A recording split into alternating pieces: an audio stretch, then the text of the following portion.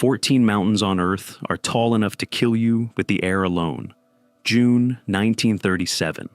16 men are asleep in their tents at Camp 4, a little over 6,000 meters up one of them, on a mountain in what is now Pakistan. Boots off, stoves cold. A brutal day of climbing behind them, on a slope everyone swore was safe. Then, in the dark, the mountain lets go. No scream, no warning. When a search team digs down weeks later, the tents are still standing under the ice and the men are still inside them, killed in their sleep. These are the 8 that kill the most, ranked by the deadliest measure there is, the share of climbers who reach the top and never make it home. We are counting up to the worst of them, the one those 16 men died on. Viewer discretion is advised. Number 8 is the gentlest killer here, and that is exactly why it makes the list. Cho Oyu, 8,188 meters, on the border of Nepal and Tibet. Climbers call it the friendly giant. It has the lowest fatality rate of any mountain in the death zone, somewhere around 1.4%.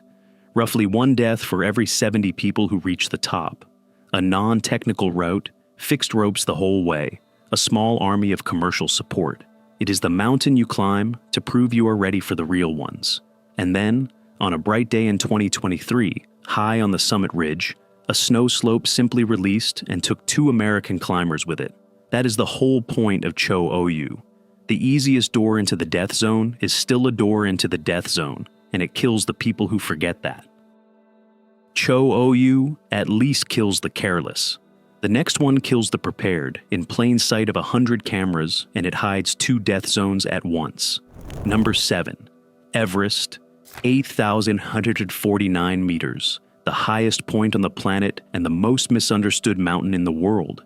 It has killed more people than anything else on this list, more than 330 of them, and it is nowhere near the deadliest. Because for every death, there are now dozens of summits, thousands of them, and the fatality rate lands at only about 3%. April 18th, 2014, a little after 6 in the morning, a column of Sherpas is ferrying loads through the Khumbu Icefall, the shifting maze of ice they cross in the dark before the sun can loosen it. A block the size of a building calves off the shoulder above them. 16 men are killed in seconds. That is only the first of Everest's 2 death zones, the objective one, the falling ice you cannot outclimb. The second waits above 8,000 meters, and it is worse, and we will come back to it. Everest at least kills you fast. The next mountain makes you earn it on the most savage stretch of rock and ice in the sport, and it has never once let up. Number 6. K2, 8,611 meters, the second highest mountain on Earth, and, by reputation, the hardest of all to climb. They call it the Savage Mountain, and the number behind the name is the point. 92 deaths against 964 summits, a fatality rate near 9.5%. And unlike the peaks below it, that rate has held steady across almost 1,000 ascents. This is not a mountain that got safe. August 1st, 2008. A crowd of climbers is strung out in the Bottleneck, a narrow couloir at around 8,200 meters that runs directly beneath a wall of hanging glacial ice. Late in the day, part of that ice collapses. It sweeps climbers off the slope and severs the fixed ropes everyone below depends on to get down. Over the next 2 days, 11 people die. It was not the first time. Back in 1986, a season the climbing world still calls the Black Summer, 13 died on this same mountain. That is K2's signature. 1 block of ice hanging over the only way through, and no amount of skill or fitness that makes it fall on your schedule instead of its own. K2 kills you with something you can at least see hanging over you. The next mountain buries you with something you never hear coming, and it does it in bulk.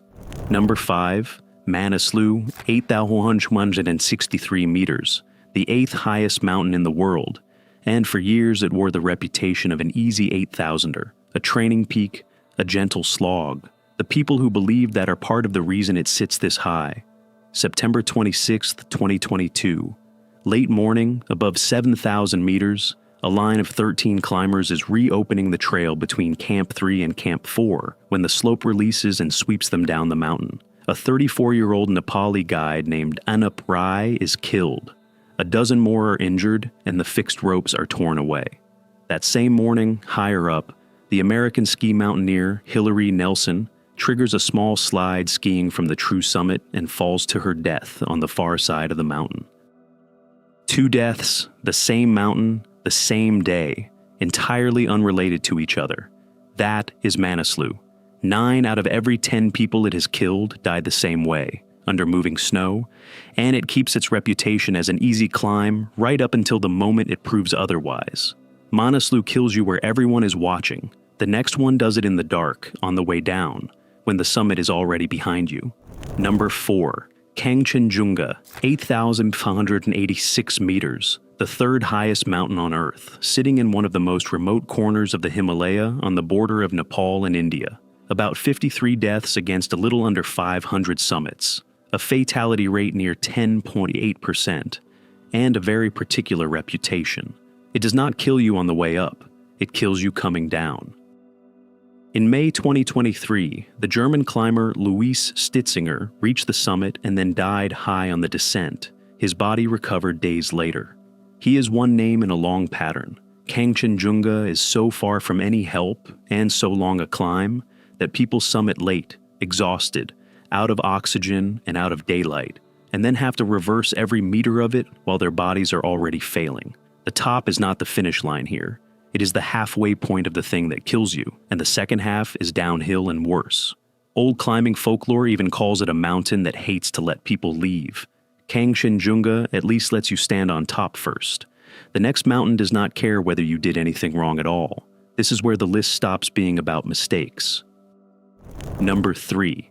Annapurna, 8,091 meters, the 10th highest mountain in the world, and for more than half a century, the most feared name in the sport.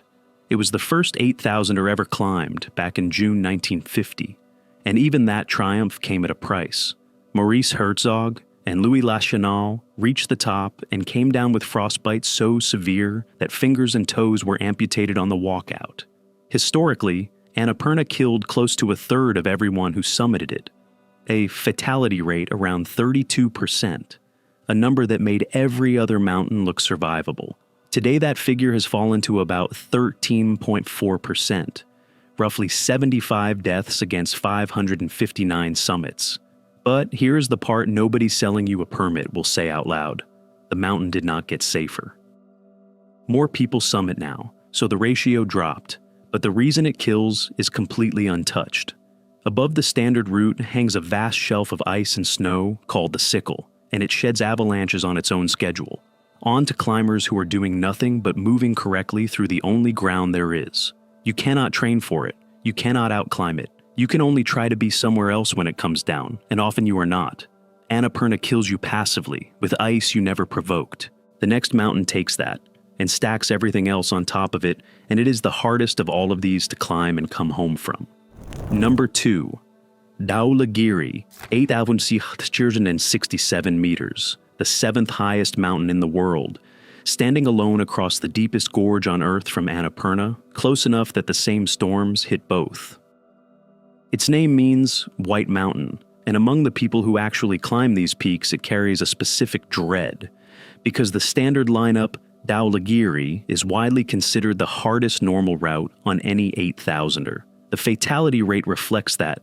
Somewhere around 15 to 16%, more than 90 climbers dead over the decades, worse by the numbers than the mountain that terrified the world for 50 years. May 1969.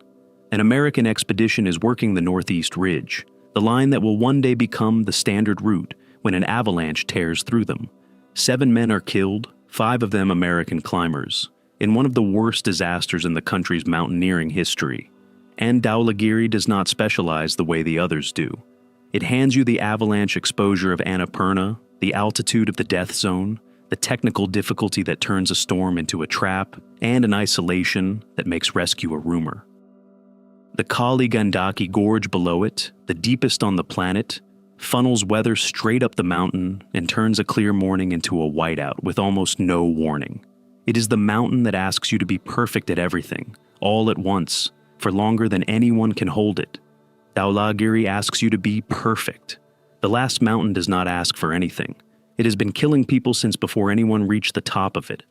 And it is where every thread on this list finally ties together. Number 1. Nanga Parbat, 8,126 meters, the 9th highest mountain on Earth, the westernmost of all the 8,000ers, standing entirely inside Pakistan. This is the mountain those 16 men died on in the dark at Camp 4. This is where this video began. Its name means Naked Mountain. Everyone else calls it the Killer Mountain. It earned that name the hard way before a single human being had ever stood on its summit. Start in 1934. A German expedition led by Willy Merkel is caught high on the mountain by a storm that does not break for days. Trapped near 7,500 meters without shelter, the climbers and porters die one by one on the retreat, Merkel among them, in an ordeal one account said had no parallel in the history of climbing. 3 years later comes the night from the cold open, July 1937, the avalanche at Camp 4. 16 gone in seconds while they slept. One of the deadliest single events the sport has ever recorded. By the time anyone finally succeeded in 1953, 31 people had died on Nanga Parbat, and not one person had reached the top. And when it was finally climbed, it took the most extreme solo effort mountaineering had ever seen. On July 3, 1953, the Austrian Hermann Buhl left his high camp alone, in the dark, without bottled oxygen. He climbed more than 16 hours to the summit, got caught by nightfall on the way down, and survived by standing upright on a tiny ledge above 8,000 meters through the entire freezing night. One hand on a hold, unable to sit. He staggered into camp after roughly 40 hours, kept alive by stimulants and raw will, and somehow lost only a few toes. That is what it took to beat this mountain a single time. Its rupal face, the wall on its southern side, rises about 4,600 meters from base to summit, and is the tallest mountain face on the planet. Its fatality rate today still sits around 17.5%, higher than anything else in the death zone. Roughly 1 climber in 5 who has gone up has not come back down.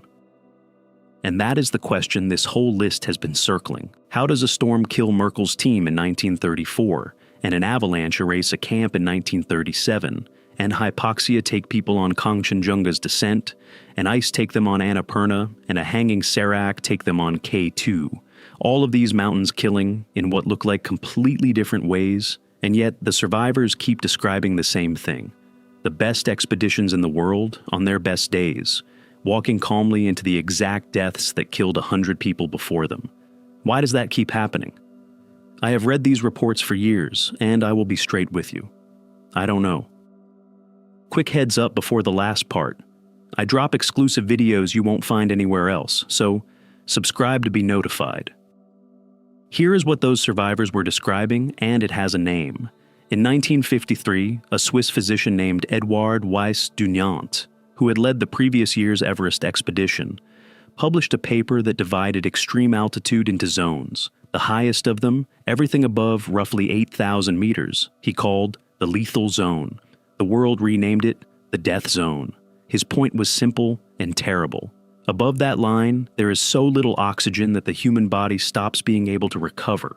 It does not adapt, it does not acclimatize, it does not repair itself. It just runs down, cell by cell, hour by hour, whether you are climbing or resting, whether the sky is perfect or not. From the moment you step over that line, you are on a clock that only counts one direction. That is the buried reason every mountain on this list kills, the thing hiding underneath the storms and the avalanches and the seracs that all looked so different from the outside. On Everest, the death zone kills you slowly in the traffic above the South Col. On K2, it means that when the ice cuts your ropes in the bottleneck, you no longer have the hours it would take to solve the problem. On Annapurna and Nanga Parbat, it means a body already shutting down cannot possibly outrun the snow.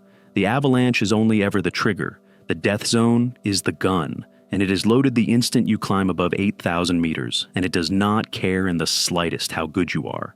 That is why the strongest climbers alive die on flawless days. Not because they made a mistake, but because they went to the one place on Earth where being perfect is not enough, and they stayed too long.